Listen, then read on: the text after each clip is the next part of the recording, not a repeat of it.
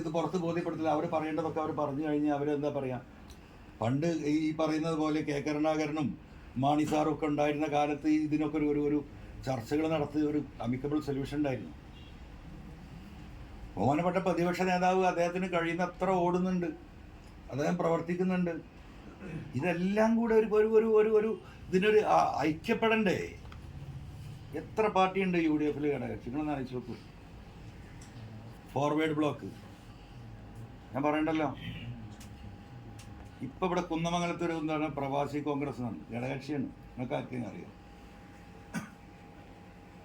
ആ പാർട്ടി കമ്പ്യൂട്ടറിൽ മാത്രമാണ്, ഇത് സോഫ്റ്റ്വെയറിൽ മനുഷ്യന്മാരില്ല, ഘടകകക്ഷിയാണ്. ഇവിടെ 20 കിലോമീറ്റർ ഉള്ളൂ നിലമ്പൂരിൽ നിന്ന് ഗൂഡല്ലൂർക്ക് തമിഴ്നാട്ടിലേക്ക്. അവിടെ ഈ പറയുന്ന കോൺഗ്രസും CPM-ഉം DMK-യും TMC-യും എല്ലാം ഒന്നാണ്. എന്ത് ന്യായമാണ് ഇതിനൊക്കെ? ഓരോ സംസ്ഥാനത്തും നടക്കുന്ന രാഷ്ട്രീയ അലയൻസുകൾ നമുക്കറിയില്ലേ? അപ്പം എന്താണ് ഞാൻ ചെയ്ത കുറ്റം? ഇനി ഞാൻ എന്ത് ചെയ്യണം? ആരെ കാല് പിടിക്കണം ഈ ഗവൺമെൻറ്റിന് താഴെ ഇറക്കാൻ? എനിക്കൊരു ചുക്ക് നിങ്ങൾ തരണ്ട. എൻ്റെ കൂടെ കുറേ മനുഷ്യന്മാരുണ്ട്. അൻവർ നയം വ്യക്തമാക്കട്ടെ എന്ന് പറഞ്ഞാൽ അൻവറിന് ഇനി നയം വ്യക്തമാക്കണമെങ്കിൽ എൻ്റെ പാർട്ടി ലീഡർഷിപ്പുമായിട്ട് ആലോചിക്കണം. എന്നെ വിശ്വസിക്കുന്ന കുറേ ആളുകളുണ്ട് ഈ സംസ്ഥാനത്തിൻ്റെ പല ഭാഗത്തും. എനിക്കൊരു പാർട്ടിയുണ്ട്, AITC, പാർലമെൻറ്റിലെ 3ാമത്തെ പാർട്ടിയാണ്, 42 MP-മാരുള്ള, 200ഓളം MLA-മാരും മുഖ്യമന്ത്രിയുള്ള. അവരോട് എനിക്ക് സംസാരിക്കണ്ടേ? ഓരോ ദിവസവും അവർ വിളിച്ചുകൊണ്ടിരിക്കുകയാണ്. UDF മെനിയാന്ന് സ്ഥാനാർത്ഥി അനൗൺസ് ചെയ്ത് കണ്ടിട്ട് അവർ വിളിച്ചു, എന്തായി നമ്മുടെ കാര്യം? നമ്മൾ അണ്ടർ ഡിസ്കഷനിലാണ്, it's going on, we will inform you. അപ്പോൾ അവർ പറഞ്ഞത് നിങ്ങൾ നാണം കെട്ട ഒരു തീരുമാനത്തിന് പോകണ്ട, you go and give the nomination, Didi will come there. TMC-യുടെ സ്ഥാനാർത്ഥിയെ നിർത്തിയാൽ ബംഗാൾ മുഖ്യമന്ത്രി മമതാ ബാനർജി തെരഞ്ഞെടുപ്പ് പ്രചരണത്തിൽ വരും. 10 മന്ത്രിമാരെ അയച്ചു തരാമെന്ന് പറഞ്ഞിട്ടുണ്ട്. 10 ministers, whatever MPs you required, you give me the details.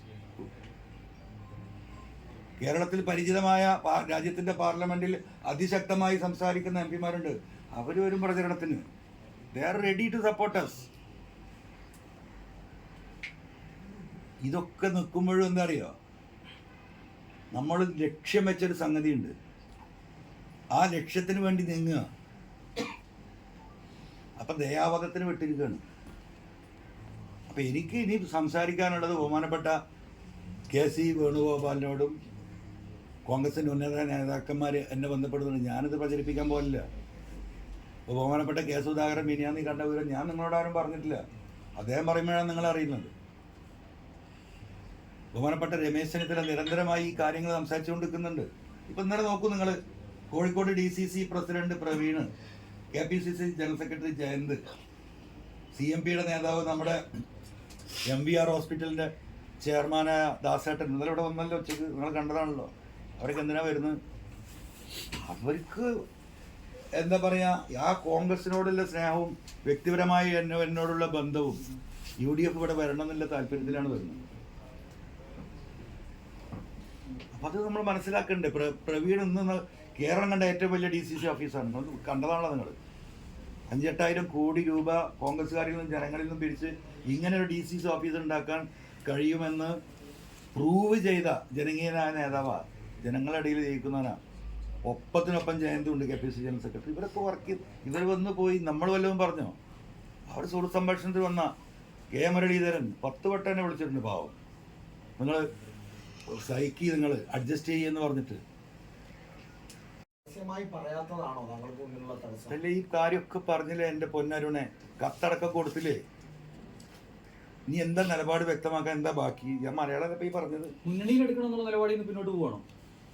ഏത് മുന്നണിയില്? അതിനല്ല കത്ത് കൊടുത്ത് കാത്തു നിൽക്കണം. മാഷേ, സാറേ, ഈ മുരളീധരൻ വിളിക്കുന്നു, രമേശ് വിളിക്കുന്നു, സുധാകരൻ വിളിക്കുന്നു, ഇവരൊക്കെ കോൺടാക്ട് ചെയ്യുന്നു. പക്ഷേ VD സതീശൻ മാത്രം താങ്കളെ ബന്ധപ്പെടുന്നില്ല എന്നാണ് പറഞ്ഞു വെക്കുന്നത്. താങ്കൾ പലതവണ അദ്ദേഹത്തെ ബന്ധപ്പെടാൻ ശ്രമിച്ചു. ചോദിക്കട്ടെ, അദ്ദേഹത്തെ ആണല്ലോ UDF ചുമതലപ്പെടുത്തിയിട്ടുള്ളത് എന്നോട് സംസാരിക്കാൻ. അപ്പം എന്നോട് അദ്ദേഹം സംസാരിച്ചിട്ടുണ്ട്. ആ സംസാരിച്ച കാര്യം പുറത്തു പറയണ്ടേ? അതിനാണ് അദ്ദേഹത്തെ ഡിക്ലെയർ ചെയ്യാനുള്ള അദ്ദേഹത്തെ ഏൽപ്പിച്ചത്. ഈ നിമിഷം വരെ ഇല്ലല്ലോ.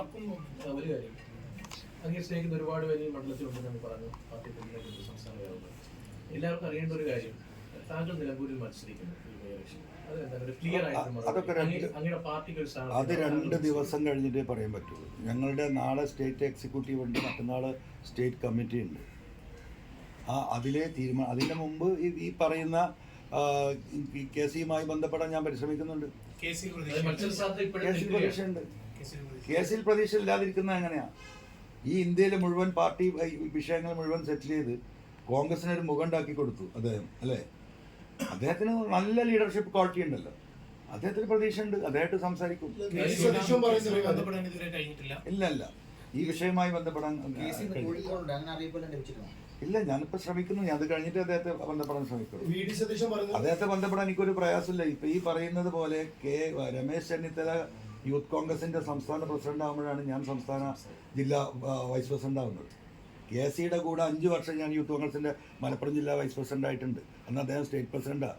അദ്ദേഹം KSU സ്റ്റേറ്റ് പ്രസിഡന്റ് ആകുന്ന സമയത്ത് KSU എന്താ പറയുക മമ്പാട് കോളേജുമായി ബന്ധപ്പെട്ട് അദ്ദേഹത്തോട് നിൽക്കുന്നുണ്ട്. അദ്ദേഹത്തിന് ഇവരോടൊക്കെ ഉള്ള നല്ല സൗഹൃദം ഉള്ള വ്യക്തി തന്നെയാണ് ഞാൻ. എനിക്ക് എന്താ പറയുക പ്രതിപക്ഷ നേതാവുമായിട്ടുള്ള പൊളിറ്റിക്കൽ ബന്ധം വളരെ കുറവാണ്. കാരണം അദ്ദേഹം 2001 MLA ആയിട്ട് വരുന്നത്. നമ്മൾ 2004, 2005 കൂടിയിട്ട് എന്തായി DICയും ബാക്കിയുള്ളതായിട്ട് അവിടുന്ന് പോരുന്നുണ്ട്. അപ്പം 80 തൊട്ട് 2001 വരെയല്ലേ 20 കൊല്ലത്തെ ആ കാലഘട്ടത്തിലുള്ള ബന്ധങ്ങളാണ്. അന്ന് അദ്ദേഹം സജീവ രാഷ്ട്രീയത്തിലില്ല. അദ്ദേഹം 2001 തെരഞ്ഞെടുപ്പോട് കൂടിയിട്ടാണ് പ്രധാന രാഷ്ട്രീയത്തിലേക്ക് വരുന്നത്. ആ സമയമാകുമ്പോഴേക്കും എന്തായി നമ്മൾ ഇപ്പുറത്ത് എത്തിയിട്ടുണ്ട്. അല്ല, അതിനി UDF തീരുമാനിക്കട്ടെ, നമുക്ക് നോക്കാം.